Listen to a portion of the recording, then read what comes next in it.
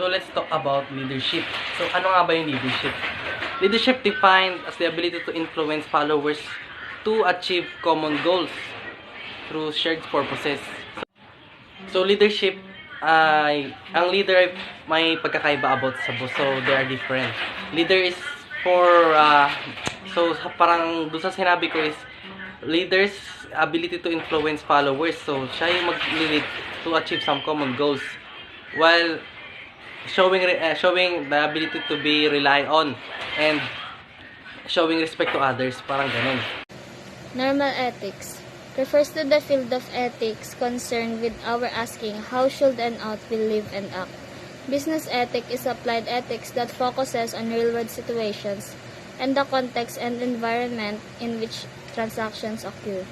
How should we apply our values to the way we conduct business? Business ethics concerns ethical dilemmas or controversial issues faced by a company. Often, business ethics involve a system of practices and procedures that help build trust with the customer. Ethical issues are not only concerned with financial and economically motivated crimes and misbehaviors. Fast forward to the rise of artificial intelligence or AI, which also is calling attention to the relevance and need for ethics in scientific institutions, businesses, and governments. The public needs to be informed of potential and actual harmful consequences, as well as all the recognizable benefits of these technologies that are in large part driven by algorithms. Another timely ethical issue is climate change and the environment. Lack of sustainable environmental practices that curb air pollution and destructive uses of land, water, and natural resources have, according to a large community of reputable scientists, threatened Earth's and our neighborhoods.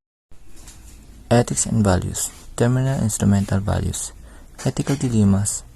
In other words, is a situation in predicaments in which there is not an optimal or desired choice to be made between two options, neither of which solves an issue or delivers an opportunity that is ethical.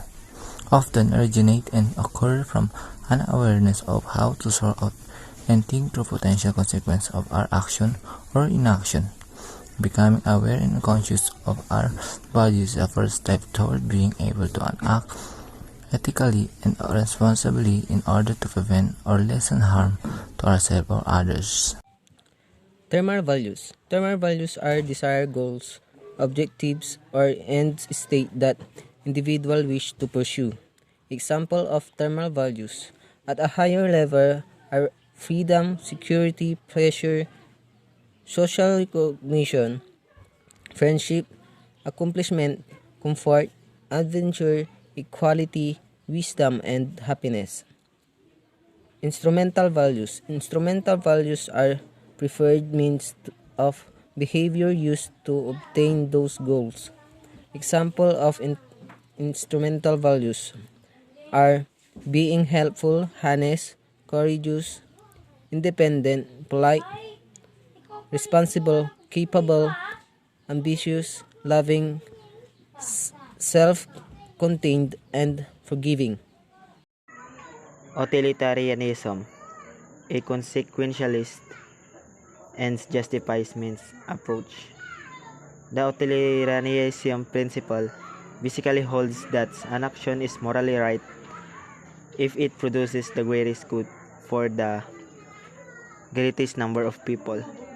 An action is morally right if the next benefits over costs are greatest for all affected, compared with the net benefits of all other possible choices.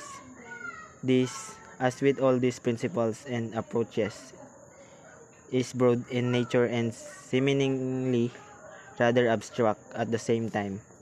Each one has logic. When we present the specified and facts of situation, this is the other principle begin to make sense, although judgment is still required. Some limitation of this principle suggests that it does not consider individuals, and there is no agreement on the definition of good for all concerned. In addition, it is difficult to measure costs and benefits. This is one of the most widely used principles by corporations institution, nation, and individuals, given the limitation that accompany it. Use of this principle generally applies when resources are scarce. There is conflict, is priorities, and no clear choice meets everyone needs. That is zero-sum decision eminent. Universalism, a duty-based approach. Universalism is a principle that considers the welfare and risk of all parties when considering policy decision and outcomes. Also, needs of individuals involved in a decision are identified, as well the choices they have and the information they need to protect their welfare. These principles involve taking human beings, their needs, and their values seriously. It is not only a method to make decisions, it is a way of incorporating a human consideration of and for individuals in group when deciding a course of actions. As some have asked, what is human life worth? Rights, a moral and legal entitlement-based approach. This principle is grounded in both legal and moral rights. Legal rights are entitlements that are limited to a particular legal system and jurisdiction. In the United States, the Constitution and Declaration of Independence are the basis for citizens. Legal rights, for example, the rights to life, liberty, and the pursuit of happiness, and the right to freedom of speech. Moral rights, on the other hand, are universal and based on norms in every society. For example, the right not to be involved and the right to work. This principle is with universalism can always be used when individuals, groups, and nations are involved in decisions that may violate or harm such rights as life, liberty, the pursuit of happiness, and free speech. Justice, procedures, compensation, and retribution. This principle has at least four major components that are based on the tenets that all individuals should be treated equally. Justice is served when all persons have equal opportunities and advantages through their positions and office societies. Opportunities and burdens, fair decision practices and procedures, and agreements among parties should be practiced, and punishment is served to someone who has inflicted harm on another, and compensation is given to those for a past harm or injustice committed against them. Virtue ethics, character-based virtues. Virtue ethics is based on character traits such as being truthful, practical, wisdom, happiness, flourishing, and well-being. It focuses on the type of persons we ought to be, not on specific actions that should be taken grounded in good character. Motives and core values. The principle is best exemplified by those whose examples show the virtues to be emulated. The common good is defined as the sum of those conditions a social life which allows groups and their individual members relatively through and ready access to their own fulfillment. Decision makers must take into consideration the intent as well as the effects of their actions and decisions on the broader society and the common good of the many. Ethical relativism, a self-interest approach. Ethical relativism is really not a principle to be followed or modeled. It is an orientation that many use quite frequently. So let's talk about leadership. So ano nga ba yung leadership? Leadership defined as the ability to influence followers to achieve common goals through shared purposes. So leadership ang leader may pagkakaiba about sa boss. So, they are different.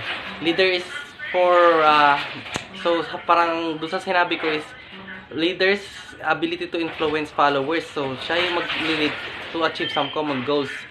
While showing the ability to be rely on and showing respect to others, parang ganun. So these virtue-related values, also referred to as character-related, as discussed earlier, help create an ethical cooperation environment. So the first one is show respect for others.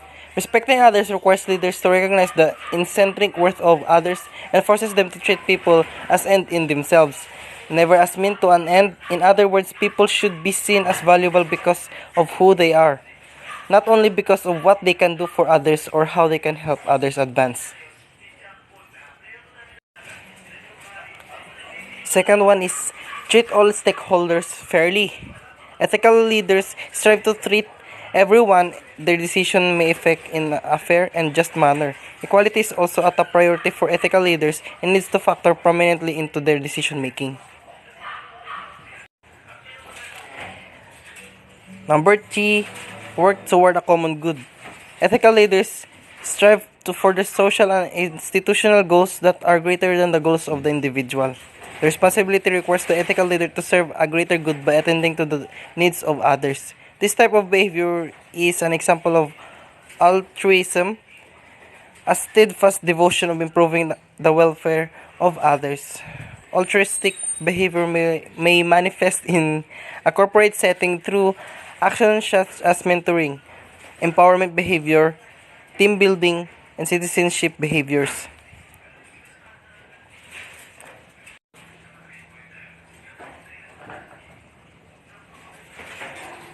Number 4, build community. When an ethical leader focuses on the needs of others rather than the self, other people will often follow suit. This can lead to strong contingent of followers working with the leader to achieve a common goal that is compatible with the desires of all stakeholders.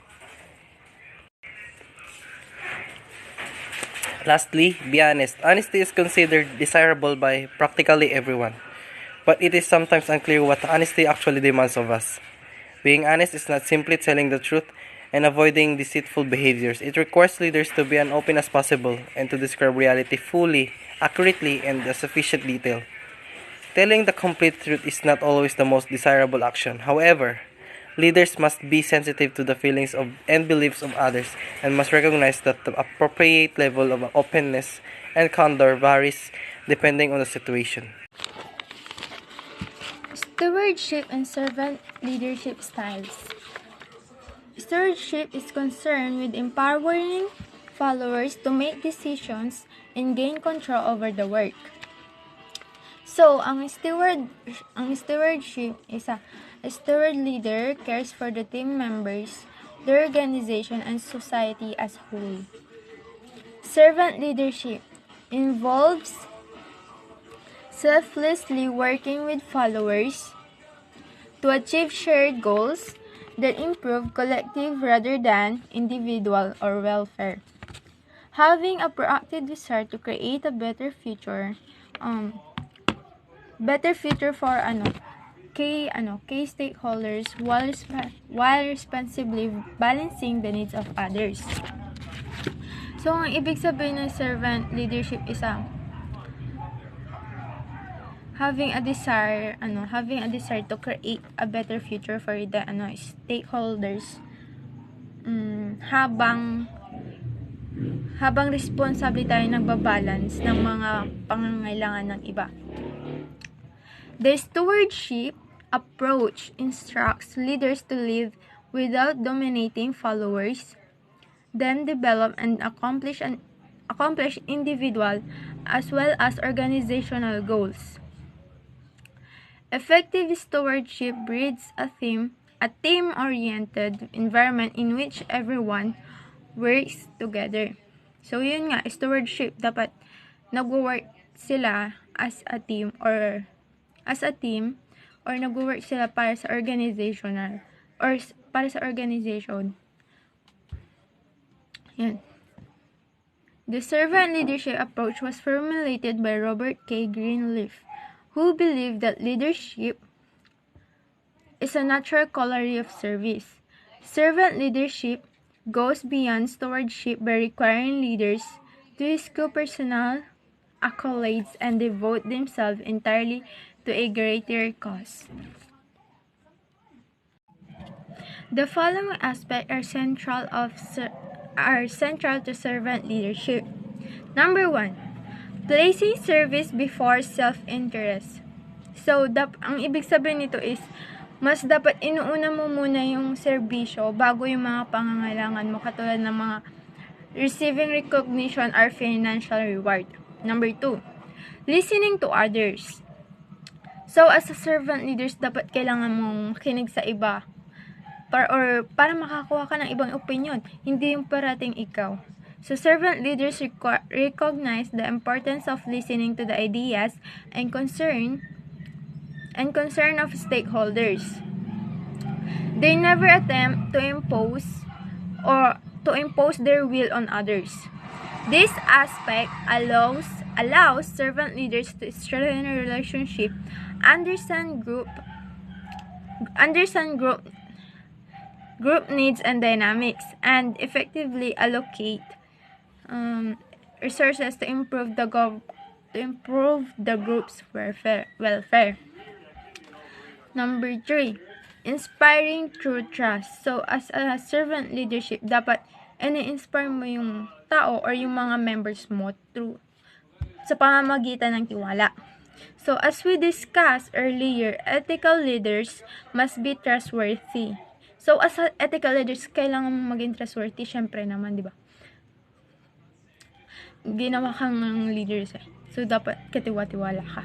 It does not take much effort for servant leaders to be truthful because they usually have strong moral convictions. Number 4, as a central servant leadership.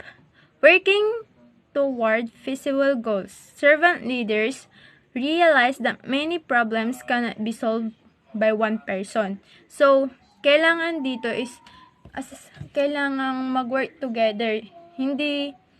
Parang yung hindi masosolve ang isang problema kapag isa lang yung gumagawa. Or hindi parang as a group kailangan mo maki-cooperate kasi nag-group nga kayo, di ba? So, kailangan mo ng ambag dun sa group na yun. Kasi hindi masosolve yung problema yun kung yung leader lang yung gumagawa or yung kumikilos. Nahirapan lang siya. Number 5, helping others whenever possible.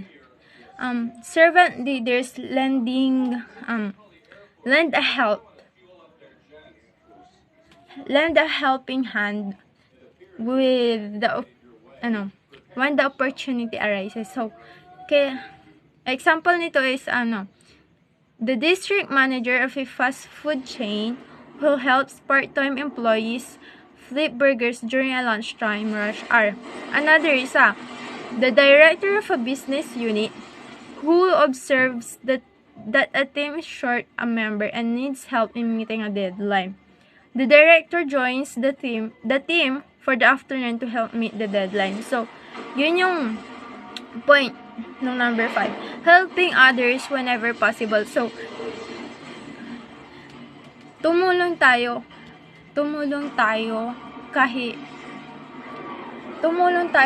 whenever possible yung problems na yun. Kasi nga as a servant leaders, you need to lend a helping hand. So, dark side of organizational leadership. So, as I noted earlier, na hindi lahat ng leader is led or model high standard or values. May mga symptoms din ito na failure of ethical leadership. So, ito na. Number 1, ethical blindness. They do not perceive ethical issue due to an unintention or inability. Number 2, ethical muteness. They do not have or use ethical language or principles. They talk the talk but do not walk the talk on values. Number 3, ethical incoherence. They are not able to see inconsistencies among values they say they follow. Example of this is they say they value responsibility but reward performance based only on number. Ethical incoherence. Number 4, ethical paralysis. They are unable to act on their values from lack of knowledge or fear of the consequence of their action. Ethical paralysis, parang hindi nila kayang mag-act through their values, or kulang sila sa knowledge doon sa na yun. So number 5, ethical hypocrisy. They are not committed to their imposed values. They delegate things they are unwilling or unable to do themselves. Hindi nila kayang panindigan or hindi nila kayang mag-commit doon sa values na yun. Number 6, ethical schizophrenia. They do not have a set of coherent values. They act one way at work and another way at home. Number 7, ethical complacency. They believe they can do no wrong because who they are. They believe that they are immune. So, parang yun, kaya nila naniniwala sila na kaya nila yung isang bagay na yun, pero they believe they can do no wrong because of who they are. Akala kasi nila kaya nilang gawin yung, pero hindi. Ethics, corporate culture, and compliance. Ed Shen, one of the most influential experts in culture, also defined organizational corporate culture as a pattern of shared tactic assumptions learned or developed by a group as it solves its problems of external adoption and internal integration that have worked well enough to be considered valid and therefore to be taught to new members as the correct way to perceive, think, and feel in relation to those problems. Culture plays an important integrating role in organizations both externally and internally. Strategy, structure, people, and systems are all affected by an organization's culture, which has been referred to as the glue that holds an organization together. Leadership, in particular, as stated earlier, exerts a power influence, along with other factors on culture. Shen note that culture and leadership are two sides of the same coin and one cannot understand one without the other. Compliance and ethics. As the section above indicates, both a values-based and compliance approach are necessary elements of maintaining an ethical corporate culture. Ethics has been characterized as doing the right things and serving as a motivational force that influences professional values, resembling a carrot. Approach to professionals' behaviors. Compliance is related to influencing behaviors to act in accordance to the law or face consequences, referred to as a stick approach. Studies show that ethical and compliance approaches are interrelated and work best to motivate and sustain lawful and ethical behavior in organizations.